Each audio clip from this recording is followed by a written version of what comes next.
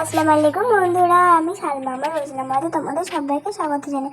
তো আজকে সকাল সকাল পড়তে গিয়েছিলাম, আবারও বলছি ফুল মানে আমার লোভ সামলায় না, ফুল গাছ বিশেষ করে। তো আমি এখান থেকে নিয়েছিলাম, এই দেখো দুটো গোলাপের ছড়া আর একটা বেবি ডল। তো এখানে অ্যাডিনামটাও ছিল, ধূপ পার্টি মানে হেভি ছিল ওটা, তো আমার পয়সা ছিল না তাই নিলাম না। তো পড়তে গিয়ে এই যে একটা বিখ্যাত স্কুটি না সাইকেল মানে যাই আছে মানে বেস্ট, এটা একদম বেস্ট পারফেক্ট লাগলো আমাকে।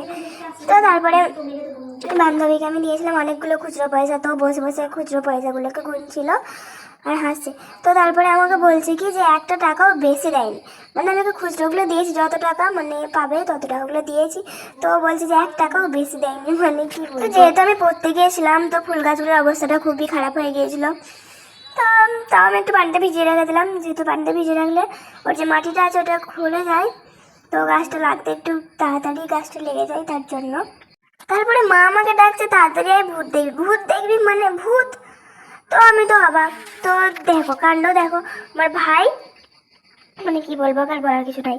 তো এখানে মানুষ নেই, ঘড়ি উঠছে, এই যে এখানে সব লাটায় ঝুলিয়ে রেখে দিয়েছে, আর ওই দেখো উপরে মানে ও লাটাইয়ের সঙ্গে সরি ঘড়ির সঙ্গে একটা কি মানে পলিথিন দিয়ে, কালো পলিথিনগুলো দিয়ে কি করেছে, ভূত করেছে। দেখো আমার ক্যামেরা কোয়ালিটি অতটা ভালো নেই, তাও আমি দেখাচ্ছি, বুঝতে পারবে অন্তত। দেখো মানে এটা কি, সবাই যেই দেখছে বলছে কি করেছে রে তোর ভাই, কি করেছে।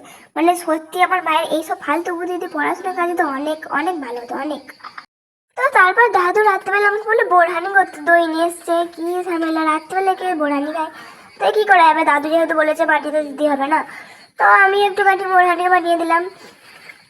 তো তোমরাও দেখো, তোমরা জানি তোমরা সবাই জানো বোরহানি করতে, তাও তোমরা দেখো, আমি করেছি তো দেখতে তো হবেই না।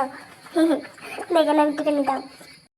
আমি বুঝে পাই না, মানে আমি যখনই দুটো করে গাছ নিয়ে আসি একটার অবস্থা এরকম কেন, যে দেখো একটা ভালো আর একটা এরকম কেন হচ্ছে।